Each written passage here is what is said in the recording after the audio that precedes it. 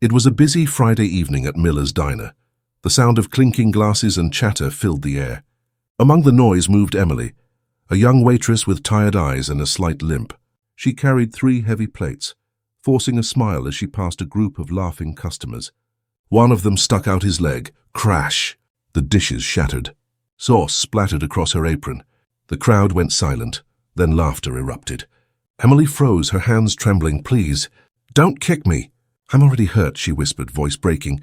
But instead of sympathy, her manager stormed over. "Emily, that's coming out of your paycheck again. Can't you do anything right?" Tears welled in her eyes as she knelt to pick up the shards, whispering apologies she didn't owe. From the corner booth, a man in a plain jacket quietly watched the entire scene. He wasn't laughing. He was recording. That man, Daniel, seemed like an ordinary customer, but there was something different about the calm in his eyes. The way he noticed everything. When Emily stumbled again, he rose, offering a napkin. "Are you okay?" She forced a shaky smile. "It's fine. Happens all the time." Daniel's gaze lingered on her bruised wrist.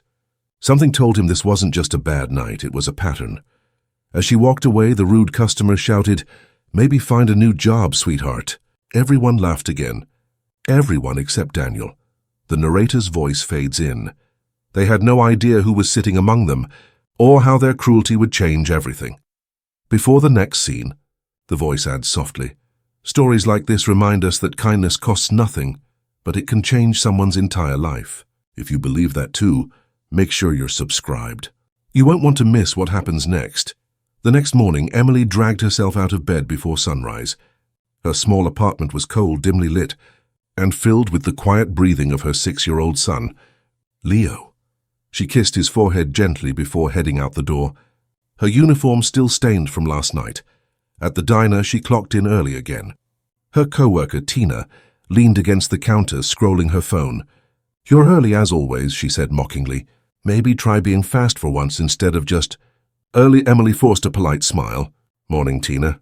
The manager, Rick, walked in, sipping his coffee. "Emily, cover table 8 for Tina today. She's on register duty." Emily nodded, knowing arguing wouldn't help.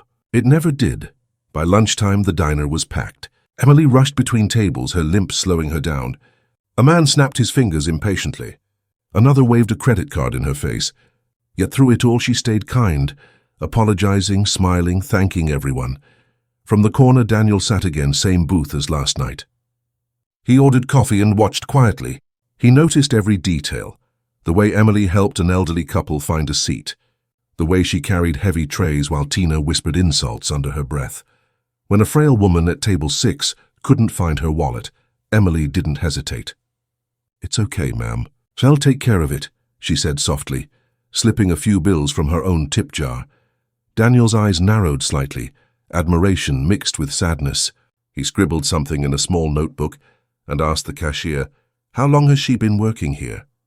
The cashier shrugged. "A couple of years. Hard worker. But management doesn't really appreciate her." Later, Emily limped to the back room, rubbing her wrist. Rick followed her in. "You dropped tips last week," he barked. "You'll make it up by staying late tonight." She nodded. "Yes, sir." Daniel watched her return to the floor, still smiling as if nothing happened. He leaned back in his seat, murmuring, "People like her deserve the world." But the world rarely notices. Outside, rain began to fall against the diner windows, and the reflection of Daniel's face in the glass hardened, calm, determined. Tomorrow, he decided, would be different. The following evening, the diner buzzed louder than usual. A company group had booked half the tables, and Rick barked orders like a drill sergeant.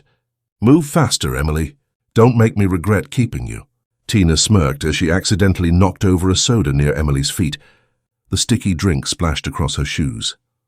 "Oops. Maybe try watching where you're going," Tina sneered. Emily bit her lip, fighting back tears, then crouched to clean the mess. Customers nearby watched, but no one helped. From his corner booth, Daniel's jaw tightened. He'd seen enough, but not yet. He wanted to see how far they'd go. When he called for service, Rick rushed over, all smiles. "Evening, sir. What can I get you tonight?" Daniel spoke calmly. "Just your special, please." Rick nodded, thinking he was dealing with an ordinary diner guest. After eating, Daniel left $1 on the table. $1 on a $60 bill, Rick snorted. Guess even rich folks get cheap sometimes. Tina laughed loudly.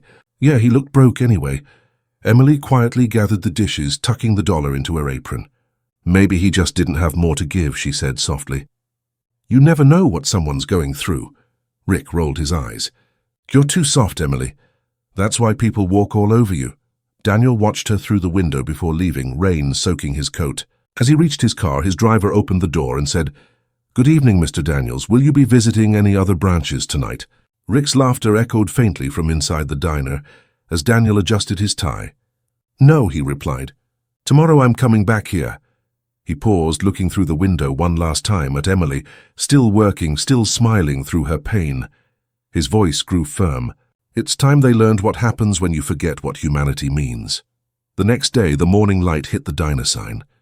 The narrator's voice cut in. They thought he was just another customer. But by the time they realized who he really was, it was already too late. The next morning, tension filled the diner. Rick paced nervously near the counter, while Tina fixed her hair in a spoon's reflection. We've got a surprise inspection today, Rick grumbled.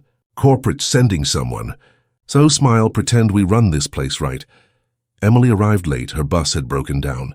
She hurried in, apologizing. I'm so sorry, sir. Rick cut her off. Save it. You're lucky I don't dock your pay again. Minutes later, 2 people in formal suits entered, holding clipboards. The entire staff froze. One of them announced, We're here for a management review. Rick plastered on a fake grin. Of course. You'll find everything perfectly in order. Then the door opened again and Daniel walked in. This time not in his casual jacket. He wore a tailored suit, polished shoes, and the air in the room changed instantly. Tina whispered, Wait, that's the guy from last night. Rick turned pale. Mr. Daniels, sir? Daniel's tone was calm but cold. I see you recognize me now. Rick stammered. We didn't know you were coming today. Daniel's eyes swept across the diner. I wanted to see how my employees treat people when no one's watching. He looked at Emily. Is this how they treat you every day? Emily's lips parted, but no words came out. Tears welled up instead. Daniel turned to the inspectors. Please play the footage. The large screen flickered to life. Security camera clips rolled. Tina tripping Emily, Rick yelling, the customers laughing, Emily crying. Then that haunting moment echoed through the speakers. Please, don't kick me. I'm already hurt. Silence fell. Every staff member avoided eye contact. Daniel's voice broke the stillness. I believe a restaurant reflects its heart through how it treats its weakest link. And from what I've seen, this place has no heart left. Rick tried to defend himself. Sir, she's clumsy. We were just joking. Daniel cut him off sharply. Jokes don't make people cry. Abuse does. Tina's face turned pale as Daniel's assistants handed over written notices. Effective immediately, Daniel said. Management is suspended pending review. Emily stood frozen, not understanding if she was in trouble too. Daniel glanced her way, his expression softening for the first time. Don't worry, he said quietly. Your story isn't ending here, it's about to begin. The diner was silent. You could hear the hum of the ceiling fan and the faint drip of coffee into the pot. Everyone's eyes were on Daniel as he stood in front of the staff. Calm but unshakably firm, he placed his phone on the counter and pressed play once more. The moment Emily fell, her soft voice pleading, Please don't kick me. I'm already hurt. The sound echoed through the diner like a confession. Rick lowered his head, sweat rolling down his temple. Tina shifted uncomfortably, her fake confidence gone. Daniel looked straight at them. Do you remember laughing when she said that? Neither of them answered. He turned to Emily. You shouldn't have had to beg for kindness. Not in my restaurant. Emily wiped her tears. I didn't want trouble, sir. I just needed this job. Daniel nodded slowly. And that's exactly why I'm doing this. He faced the others. Rick, Tina, you're both fired. Effective immediately. And don't worry. Your behavior will be shared with every manager in this district. I will not tolerate cruelty disguised as leadership. Tina gasped. You can't do that. Daniel's tone dropped to ice. I already did. He then handed Emily an envelope. She hesitated before opening it, her hands trembling. Inside was a check, a letter, and a new name tag. She looked up, confused. Manager? Daniel smiled faintly. Starting today, you're in charge of this branch. You'll receive full medical benefits, a raise and a schedule that lets you be with your son. You've earned it. Emily's eyes filled with tears. I don't know what to say. Say nothing, Daniel replied. Just promise me you'll never lose that kindness, even when others try to take it from you. He turned toward the door, pausing for one last statement. You all thought strength was about power, but real strength is how you treat those who can't fight back. As he left, the staff stood frozen, some ashamed, some relieved. The customers who had once laughed now watched Emily with respect. She clutched the envelope to her chest, whispering thank you through the diner window. Daniel's car pulled away, his reflection fading, justice served, silently but completely. 2 months later, the diner looked completely different. The walls had been repainted, the lighting softer, and for the first time, laughter in the air didn't sound cruel. It sounded genuine. Emily, now wearing her manager badge, moved between tables confidently. Her limp had healed a little, but her spirit had healed the most. She greeted every customer by name, always with the same warm smile that had once been mocked. A new team worked under her, kind, respectful, hard-working. She made sure no one ever felt small, no matter their job. If someone dropped a plate, she didn't yell. She helped them pick it up and said, "We all make mistakes. What matters is we try again." One afternoon, as the lunch rush ended, the bell above the door jingled. Daniel walked in quietly, wearing his usual calm smile. The staff straightened up instantly, but Emily hurried forward with joy. "Mr. Daniels," she greeted. "You came back," he smiled. "Just Daniel, please. I wanted to see how my favorite branch was doing." She handed him a coffee just the way he liked it. "We're doing better than ever," she said proudly. "Thank you for believing in me," Daniel nodded. "I didn't believe in you, Emily. I saw you. You just needed the world to see it too." They shared a quiet moment before he stood to leave. "Keep this place running with heart," he said, smiling, "because that's the only thing that makes a business worth anything." As he left, Emily looked up at the sign above the counter, a new quote she'd hung herself. "Be kind. Everyone's fighting a battle you can't see." The narrator's voice faded in softly. She was once the waitress they ignored. Now she's the reason everyone comes back. The camera panned to the busy diner. Laughter, warmth, light, the complete opposite of the story's beginning. Then the voice spoke to the audience.